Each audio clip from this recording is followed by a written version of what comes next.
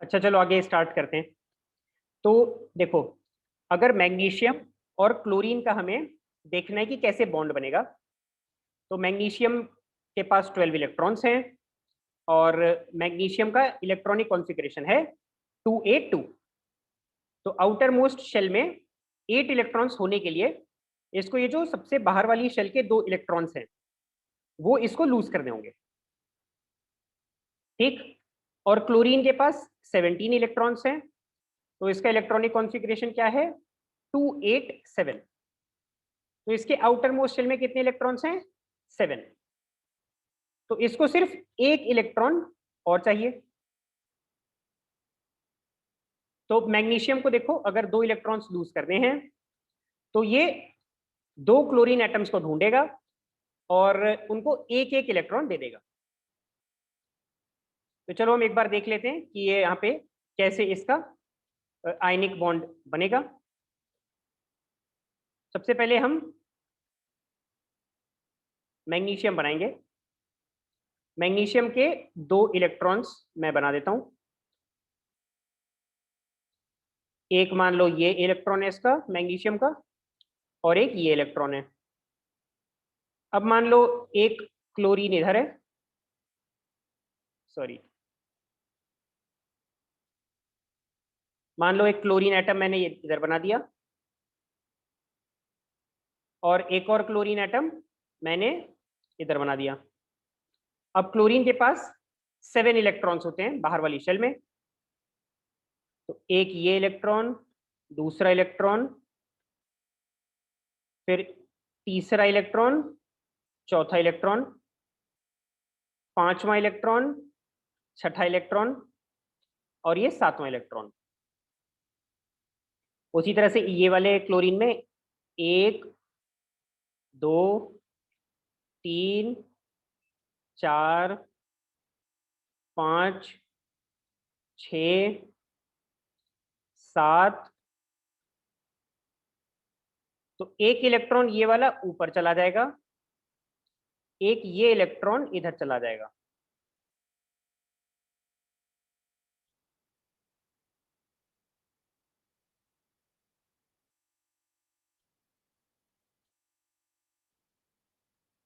ठीक है ना? तो मैग्नीशियम 2 अलग अलग क्लोरीन एटम्स ढूंढ के लाएगा और उन दोनों को एक इलेक्ट्रॉन दे देगा। तो ये हमारा आयनिक बॉन्ड बना Mg और Cl का। तो देखो, इसमें एक एटम है मैग्नीशियम का और 2 एटम्स हैं क्लोरीन के। तो इसमें क्या फॉर्म हुआ है? MgCl2।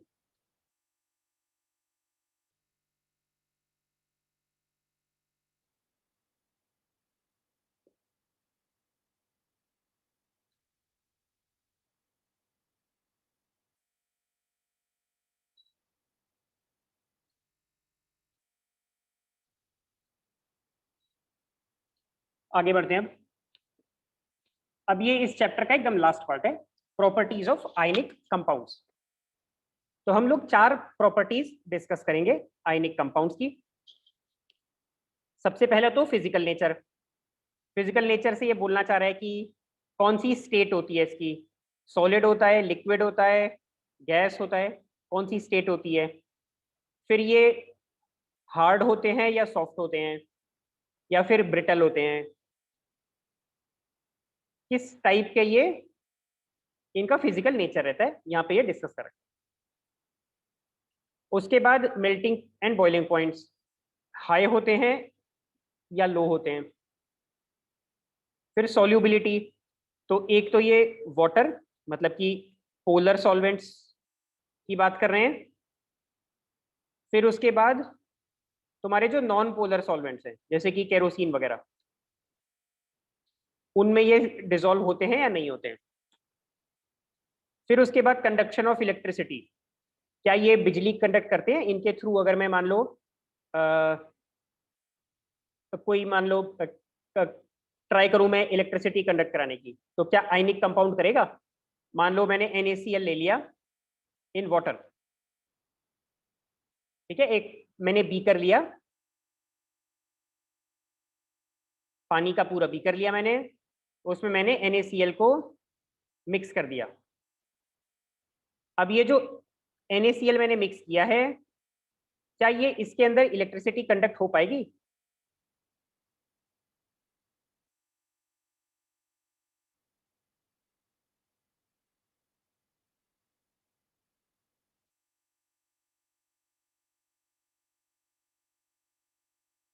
तो ये सारी चीज अभी डिस्कस कर रहे हैं।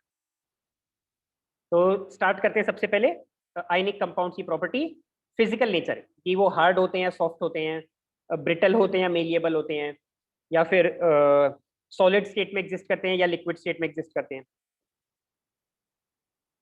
तो सबसे पहली बात, physical nature. Ionic compounds usually solid state में एग्जिस्ट करते हैं। अब ऐसा क्यों है? क्योंकि देखो, आयनिक कंपाउंड्स जो होते हैं, इनमें हमने थोड़ी देर पहले पढ़ा था कि strong electrostatic forces of attraction होती हैं।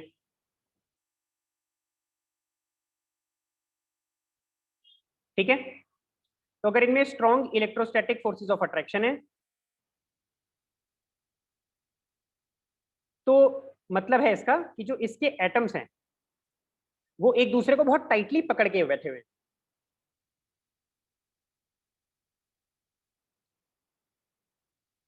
ठीक है ना, अगर बहुत strong electrostatic forces of attraction है, मतलब बहुत तेजी से मतलब बहुत जोर से एक दूसरे को ये अट्रैक्ट कर रहे हैं, तो मतलब बहुत टाइटली पकड़े हुए हैं ये सारे एटम्स एक दूसरे को। तो अगर ये बहुत टाइटली पकड़े हुए हैं एटम्स एक दूसरे को, तो इनमें इनके बीच में डिस्टेंस बहुत कम होगा।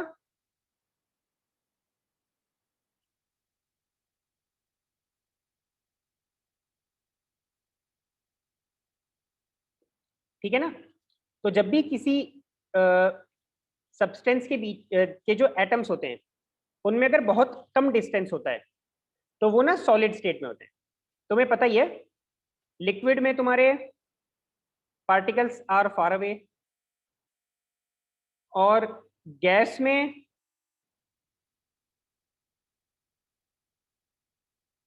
पार्टिकल्स और ज्यादा दूर होते हैं।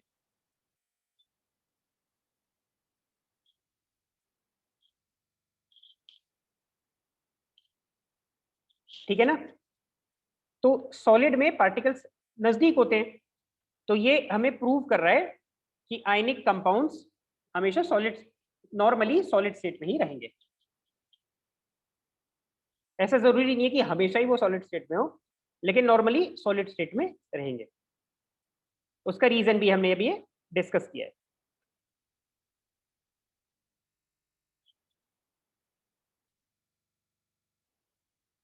फिर वो यूजुअली हार्ड होते हैं। तो हार्ड क्यों होते हैं? किसी भी चीज को अगर मुझे तोड़ना होता है, ठीक है, मान लो अगर उसको काटना है, मुझे चाकू लेके काटना है, तो जो चीज जो पार्टिकल्स लूज हैं, एक दूसरे को ढंग से बाइंड नहीं है एक दूसरे अच्छे से, उनको काटा जा सकता है चाकू लेके। लेकिन अगर किसी चीज में बहुत जबरदस्त अट्रैक्शन है एटम्स में, तो हम उनको काट नहीं सकते आसानी से। तो इस वजह से ये तुम्हारा हार्ड होता है आयनिक कंपाउंड। फिर आयनिक कंपाउंड्स ब्रिटल भी होते हैं नेचर में। ब्रिटल का मतलब कि अगर मैं चाहूं तो उनको ना अ, तोड़ सकता हूं। देखो तुम्हारे ना मेलिएबल एंड ब्रिटल दो टाइप के सब्सटेंस होते हैं।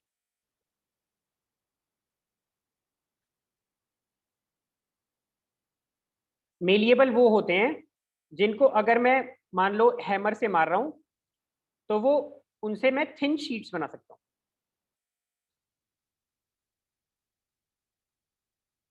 और ब्रिटल वो होते हैं जिनको अगर मैं मान लो हैमर से मारता हूं, तो वो ना ब्रेक हो जाता है। कोई भी मेलिएबल सब्सटेंस है, अगर मैं हैमर से उसको जोर जोर से मारूं, तो वो ब्रेक हो जाता है। मेलिएबल सब्सटेंसेस को अगर मैं हैमर से मारूं, जैसे कि गोल्ड और सिल्वर है, तो उनकी पतली पतली लंबी लंबी शीट्स बन जाती है।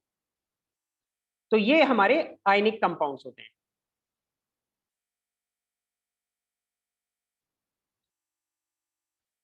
आयनिक कंपाउंड्स ब्रिटल होते हैं नेचर में। ये तुम्हें याद रखना होगा।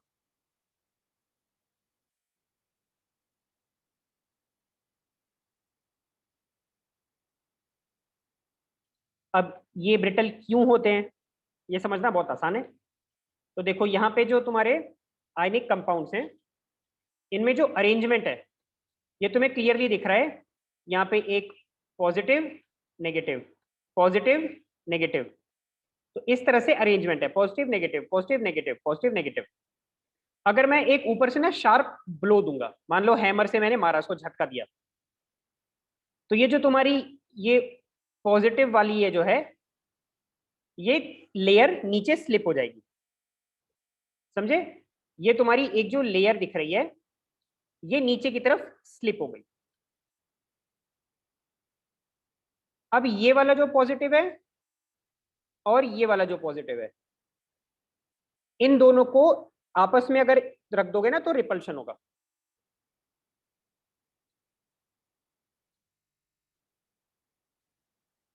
तो इनमें आपस में रिपल्शन हो जाएगा। ये जो दो पॉजिटिव तुम्हें साथ साथ दिखाई दे रहे होंगे, इनमें रिपल्शन हो जाएगा और फिर ये तुम्हारा टूट जाता है। समझ आई बात? तो जब भी हम आयनिक कंपाउंड्स पे प्रेशर एक्सर्ट करते हैं, प्रेशर अप्लाई करते हैं, तो इसके जो लैटिस स्ट्रक्चर है ना, लैटिस स्ट्रक्चर मतलब कि positive negative positive negative positive negative वाला स्ट्रक्चर जो होता है कि एक के बाद एक ऑल्टरनेटिंग चार्ज तुम्हारे अरेंजमेंट में है, ये वाला तुम्हारा लैटिस स्ट्रक्चर डिस्टर्ब हो जाता है आयनिक कंपाउंड्स में। और फिर रिपल्शन जो होता है पॉजिटिव पॉजिटिव में या फिर नेगेटिव नेगेटिव में, उसकी वजह से उसका वो पूरा स्ट्रक्चर टूट जाता है।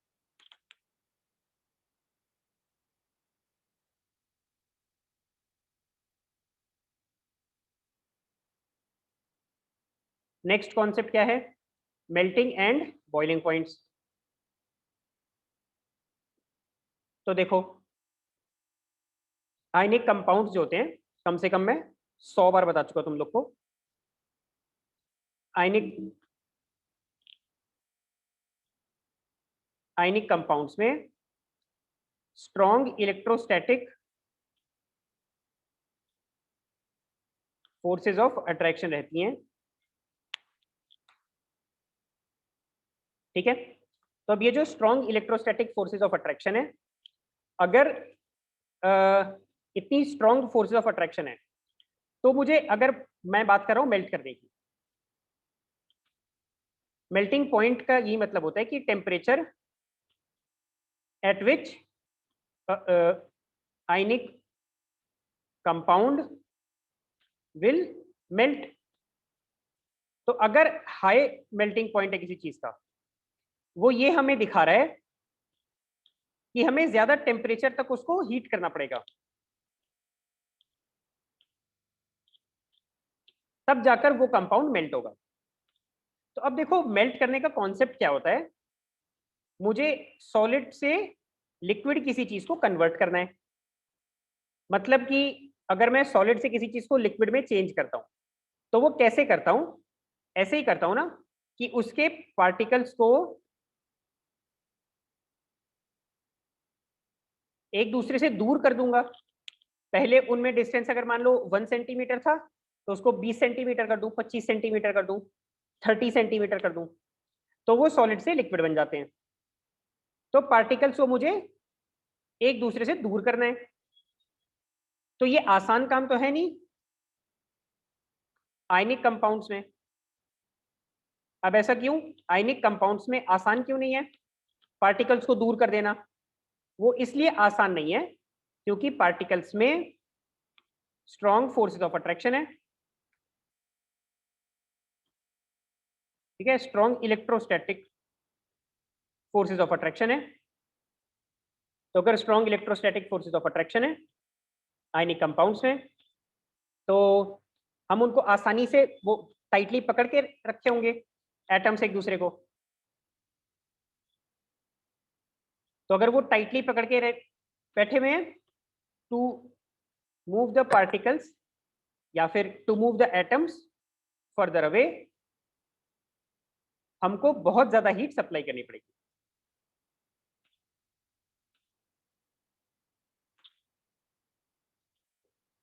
समझ आ रही है ना बात? मुझे बहुत ज्यादा हीट उसको देनी पड़ेगी, तभी जाके फिर वो दूर दूर होंगे।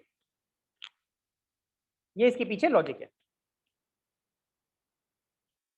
मैं एक बार रिपीट कर देता हूँ। आयनिक कंपाउंड्स में strong electrostatic forces of attraction होती हैं, जिसकी वजह से एटम्स एक दूसरे को बहुत टाइटली पकड़ के रहते हैं। तो अगर इतनी टाइटली पकड़ के बैठे हुए हैं आयनिक कंपाउंड में, तो मुझे उनको बहुत ज्यादा एनर्जी देनी पड़ेगी, तभी वो दूर होंगे। तो मतलब कि उनका मेल्टिंग पॉइंट बहुत हाई होगा, तभी तो फिर वो सॉलिड से लिक्विड बन पाएंगे।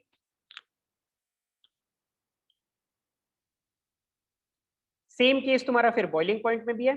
बॉइलिंग पॉइंट भी तुम्हारा हाई हो जाएगा। अगर बॉइलिंग पॉइंट का ही मतलब होता है ना लिक्विड से गैस बनाना है, तो पार्टिकल्स को दूर दूर करने के लिए और बॉइलिंग पॉइंट पे भी ज्यादा चाहिए होगा तुम्हें एनर्जी। अगला टॉपिक है सॉल्युबिलिटी। जो हमारे आयनिक कंपाउंड्स होते हैं, इनमें प्रेजेंस ऑफ आयंस होता है। आयंस का मतलब कि चार्ज एटम्स, चार्ज पार्टिकल्स समझ लो। तो ये जो तुम्हारे आयंस होते हैं, जैसे कि यहां पे मैं तुम्हें दिखाऊं इस फिगर में, इधर ये माइनस तुम्हारा Cl माइनस है, फिर इधर ये प्लस तुम्हारा Na पॉजिटिव है,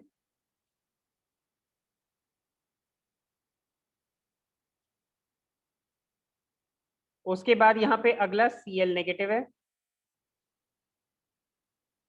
उसके बाद यहाँ पे पर्पल में फिर से Na पॉजिटिव है, एटसेट्रा एटसेट्रा। तो अब देखो होता क्या है, ये जो Na प्लस है, ये देखो यहाँ पे ना, ये जो Na प्लस है, इधर इसकी बात करूं अगर मैं, यहाँ पे देखो ये वाटर में तुम्हारा अगर मैं वाटर की बात करूं,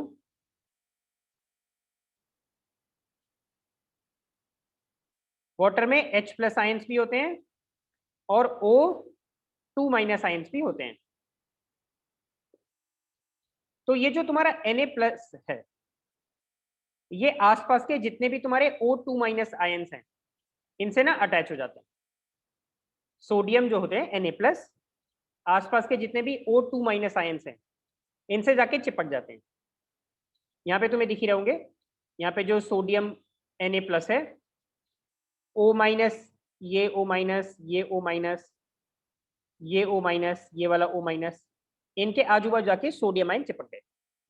सिमिलरली जो यहाँ पे NaCl का Cl माइनस है, ये H plus, H plus, H plus, H plus, H plus, ये H प्लस, इनके बीच में जाके अटैच हो जाते हैं, इनके पास चले जाते हैं। तो ये रीजन है कि फिर ये ना इनमें प्रॉपरली जाती है, सॉल्यूबल होते हैं, इनमें अच्छे से डिसॉल्व हो जाते हैं। तो जब भी मैं आयनिक कंपाउंड्स को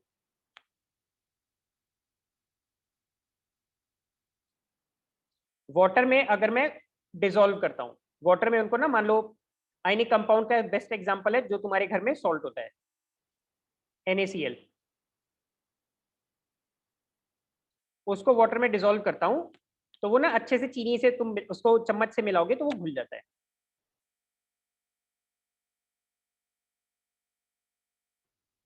लेकिन अगर मैं आयनिक कंपाउंड्स को किसी, अच्छा ये वाटर को ना हम पोलर सॉल्वेंट बोलते हैं। एक और चीज याद रख लो, पोलर सॉल्वेंट। पोलर सॉल्वेंट का मतलब होता है जिनमें ना पोल्स होते हैं। पोल्स का मतलब कि एक H प्लस वाला पोल, मतलब कि एक H प्लस का पॉजिटिव वाला चार्ज, और एक O2 माइनस मतलब नेगेटिव वाला चार्ज। तो ये तुम्हारे पॉजिटिव और नेगेटिव चार्जेस रहते हैं वाटर में। अब यही सेम मैं मान लो NaCl को किसी नॉन पोलर सॉल्वेंट में मिलाऊं, मान लो केरोसिन में। केरोसिन नॉन पोलर सॉल्वेंट होता है, मतलब कि उसमें पॉजिटिव और नेगेटिव चार्जेस नहीं होते हैं।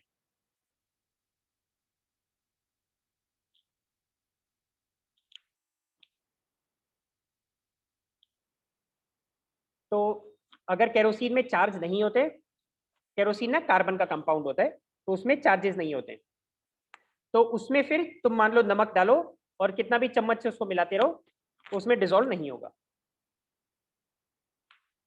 तो ये तुम्हें याद रहना चाहिए, बहुत इंपॉर्टेंट है कि आयनिक कंपाउंड्स अगर पोलर सॉल्वेंट में डालोगे जैसे कि वाटर, उसमें ये डिसॉल्व नहीं होंगे, लेकिन आयनिक कंपाउंड्स को केरोसिन में अगर तुम मिला दोगे तो वो उसमें डिसॉल्व नहीं होंगे। मैंने शायद अभी एरर कर दिया बोलने में, वाटर में अगर तुम NaCl मिलाओगे वो उसमें डिसॉल्व हो जाता है, क्योंकि वाटर पोलर सॉल्वेंट है। केरोसिन नॉन पोलर सॉल्वेंट है, तो उसमें अगर तुम चम्मच से अगर वो नमक लेके मिलाओगे तो वो उसमें नहीं डिसॉल्व होगा, वो नीचे ही बैठ जाएगा। उसका रीजन ये है कि केरोसिन के अंदर चार्ज पार्टिकल्स नहीं होते, जिसके अंदर जाके सोडियम प्लस और क्लोरीन माइनस आयन अटैच होता है।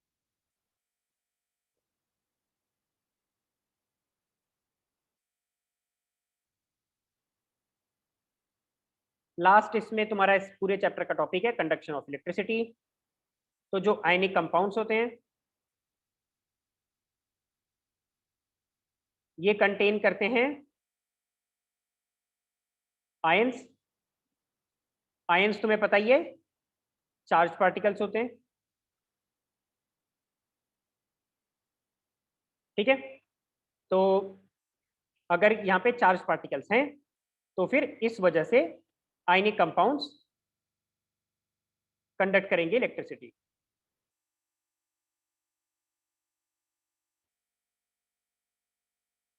ठीक है, आयनिक कंपाउंड्स इलेक्ट्रिसिटी कंडक्ट करते हैं। क्यों करते हैं? Due to presence of ions. मैंने तुम लोग को बहुत बार पहले बता रखा है, कोई भी चीज इलेक्ट्रिसिटी कंडक्ट करती है वो दो रीजन से कर सकती है। सबसे पहला, एक तो आयंस और दूसरा फ्री इलेक्ट्रॉन्स। तो आयनिक कंपाउंड्स इलेक्ट्रिसिटी कंडक्ट करते हैं क्योंकि इनके पास आयंस होते हैं। मेटल्स इलेक्ट्रिसिटी कंडक्ट करते हैं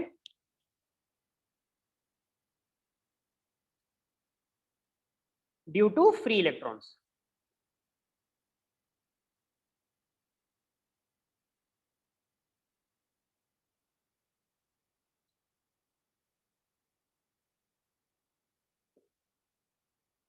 ठीक है,